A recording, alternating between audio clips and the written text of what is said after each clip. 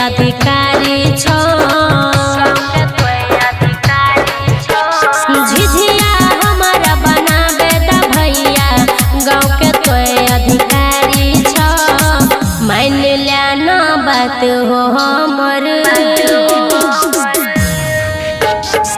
मान लिया ना बात हो हमर, तोर बहिन हम प्यारे छिया।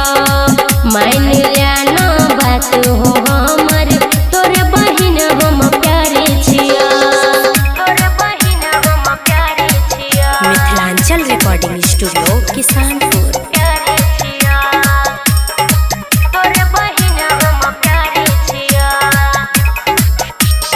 Music by DJ Umesh, Shukipur बाजार। मिथिला के पावन की है आगे ले भैया हो,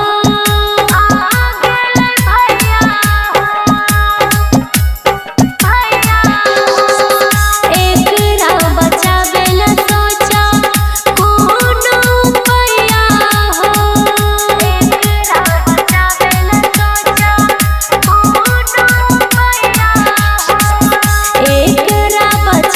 न सोचा कोनो भैया हो।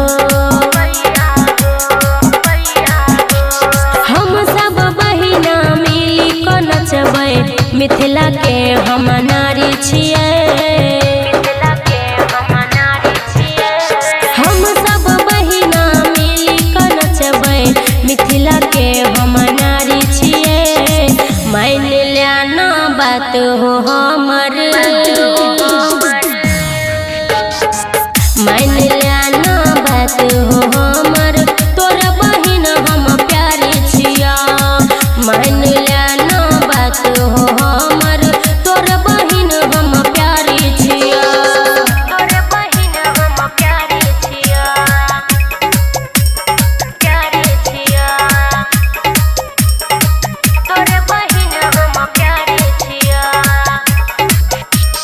Music by DJ Umesh, Shukipur बाजार। कमलपुरिया श्याम सुदामा भैया बात नहीं तू मानै छह।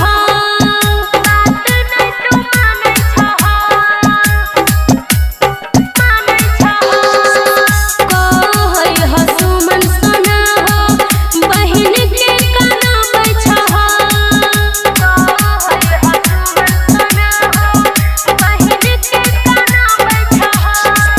कहै ह सुमन सोना हो, बहिन के कनाबै छह। सखी सहेली भेलै तैयारी, पेन्ह ले हम साड़ी छिया। सखी सहेली भेलै तैयारी, पेन्ह ले हम साड़ी छिया। मान लिया ना बात हो हमर, मान लिया ना बात हो हमर, तोर बहिन हम प्यारे छिया। मान लिया ना बात हो हमर, तोर बहिन हम प्यारे छिया। Mithilanchal recording studio Kisanpur.